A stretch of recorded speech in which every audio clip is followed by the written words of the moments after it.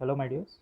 In this video, I am explaining two different topics in accounts of banking companies which are important for 4 marks. Okay. First one is interest on advances, calculation of interest on advances. Next, calculation of provision. Okay. So first I am going to explain how to calculate interest on advances. So here bank advances are classified into performing assets and non-performing assets. Okay. So here advances nothing but asset. So these assets are classified into two types, performing assets and non-performing assets. So here what is performing asset? So here performing asset means where the interest and principal, interest and installment of principal amount due is received regularly. Okay, is received regularly on due dates are called performing assets. Okay, performing assets means where the interest and principal amount due are received regularly on due dates are called performing assets.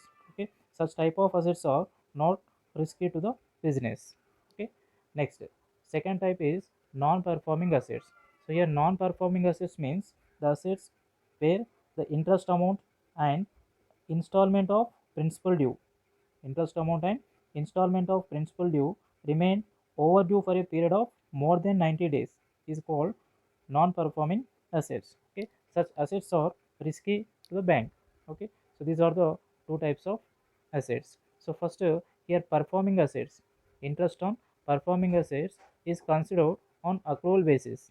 Interest on performing assets is considered on accrual basis. But on non-performing assets, the interest on advances is considered on cash basis or receipt basis. Okay, so what is accrual basis means? Okay, if the interest amount is not received, even though the interest amount is not received, we treat as income.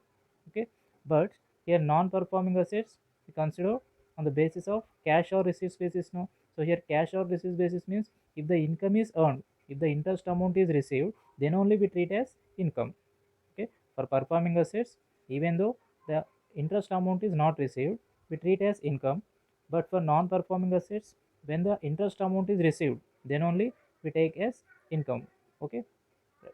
Now one problem I'm going to explain in your textbook, problem number 19. See the problem number 19 is important for 4 marks. See the question. Following are the statements of interest on advances in respect of performing and non-performing assets of a bank. Find out the income to be recognized for the year ended 31st March 2017. So here performing assets and non-performing assets both are given in the problem. Okay. First, in performing assets, interest earned amount is given separately and interest received amount is given separately. Interest earned is different, interest received is different. Okay, so on performing assets, cash credits and bank overdrafts, term loan and bills purchased. Okay, bills purchased and discounted. The same assets are also given under non-performing assets, cash credits and overdrafts, term loans and bills purchased and discounted. Okay, so my dears, what I said on calculation of interest amount from performing assets, okay, on which basis we take, on accrual basis. Okay, so in this problem on performing assets, how much amount we earn? 1800 lakhs. Okay, and how much interest we received? Only 1060. Okay, on cash credits and overdrafts, 1800 lakhs interest amount we earned, but in that we received only 1060 interest. Okay, now in calculation of total interest income, what amount we take means this 1800 lakhs amount we take, because this is performing asset now. So in performing assets we follow accrual basis. Okay, next, term loan.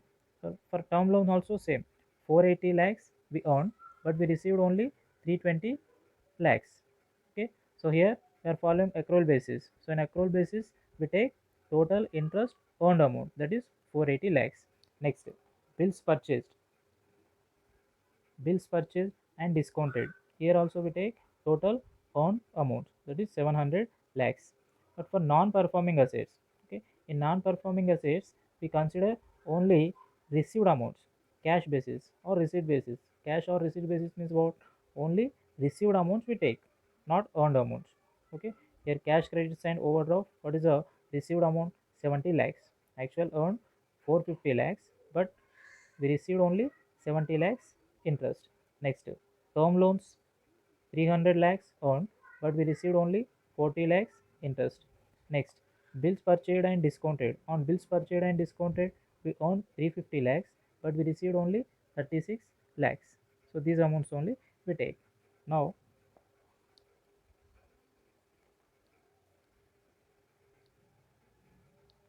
see the calculation of interest on advances. Okay, so it is better to mention this point. Interest on performing assets should be recognized on accrual basis. Okay, interest on performing assets should be recognized on accrual basis, but interest on non-performing assets should be recognized on receipt basis. It's very simple problem. Okay, so first here I am taking types of advances. Here my dears, advances means assets. So total three types of advances and three types of assets are given: cash credits and overdrafts. Bank point of view is an asset. Next, term loan, also advance or an asset. Next, bills purchased and discounted. Bills purchased and discounted. Three assets are given. Okay. Now,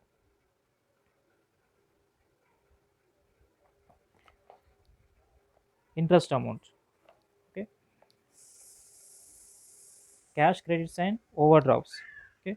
Performing assets. First, I am taking the performing assets amount in lakhs given. So I am taking lakhs. On performing assets, how much we earn? 1800 lakhs. Okay, and on non-performing assets, okay, non-performing assets, from cash credits and overdrafts we received only 70 lakhs. Okay, next, term loan.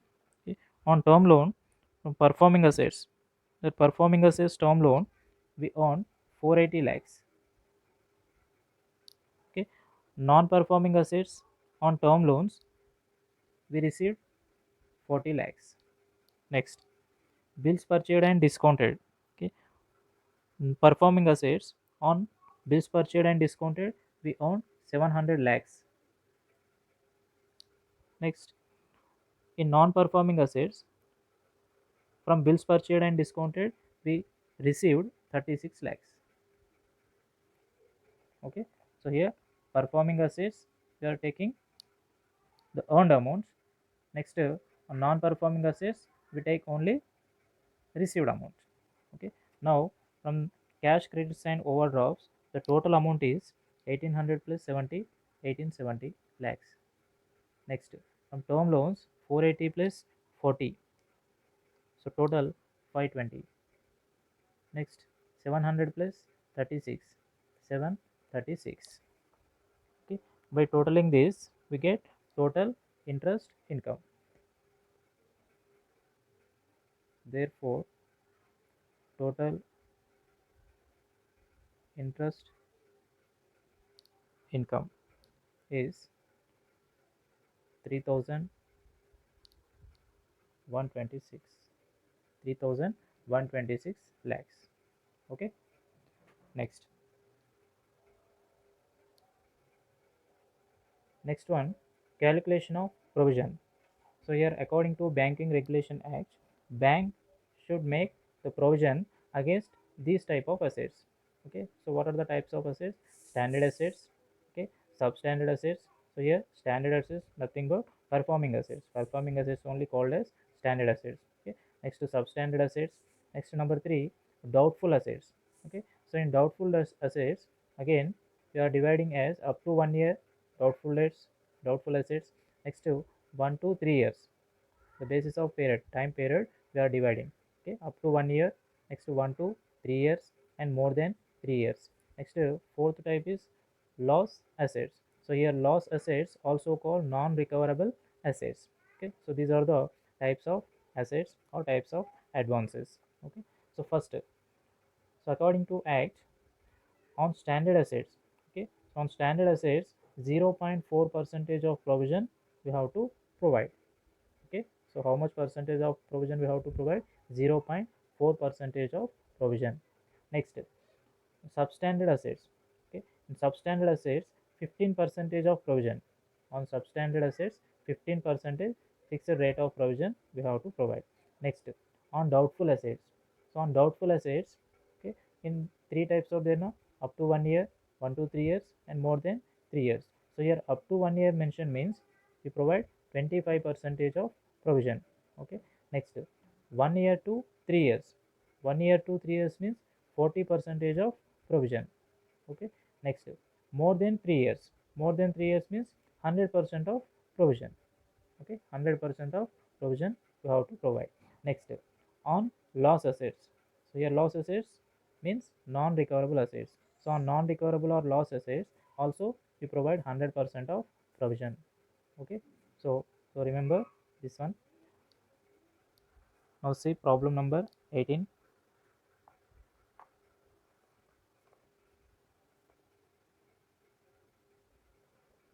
Right, in problem number 18, while closing its books of account on 31st March 2017, a non-banking finance company has its advances classified as follows. Standard assets, okay, the amount is given in lakhs. Substandard assets, next, secured position of doubtful debts up to 1 year, 1 year to 3 years, more than 3 years. Okay, so here secured position of doubtful debts means doubtful assets. Next, unsecured portions of doubtful debts. Okay, next, loss assets. So here loss assets means non-recoverable assets. So you're asking to calculate the amount of provision which must be made against the advances. Okay, it's also very simple problem. Okay, first, taking the first item, standard assets. Okay, here the amount is given in lakhs. Okay, amount in lakhs is given in the question.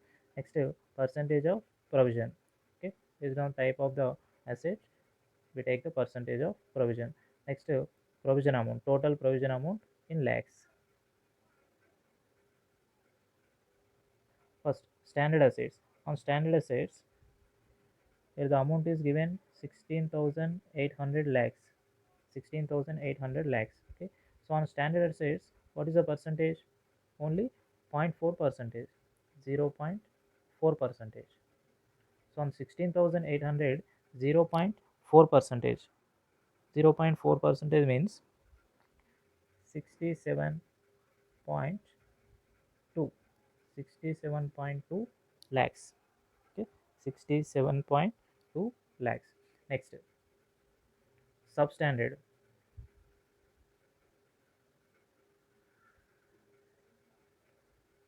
On substandard assets, here the amount is given 1340 lakhs. What is the percentage of provision? 15 percentage. 1340 into 15 percentage, 201 lakhs. Okay, 201 lakhs.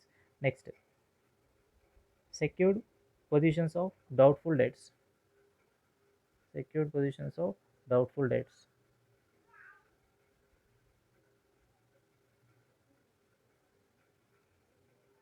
Under this, first taking up to 1 year.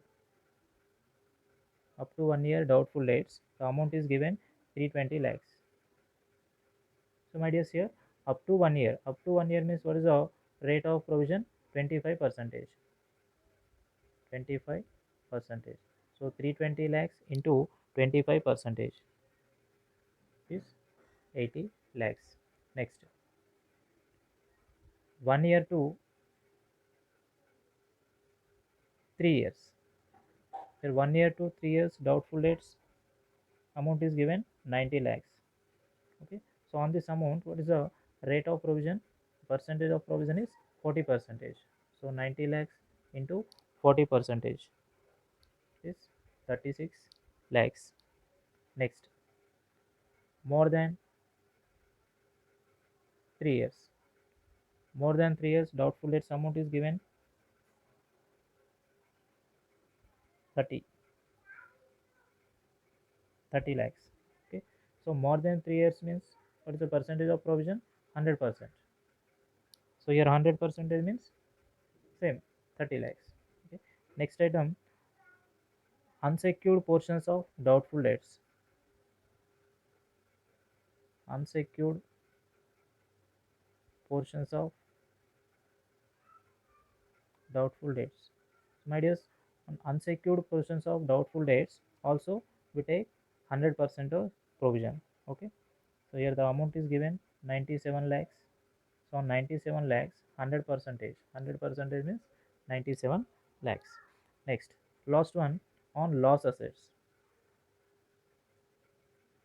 Okay, here loss assets amount is given 48 lakhs. So on loss assets, what is the percentage of provision? 100 percentage means 48 lakhs. Now total provision is 559.2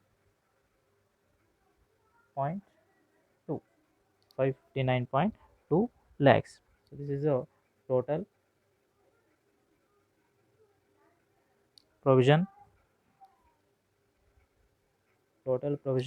required on the assets. Total provision required on the assets is 559.2.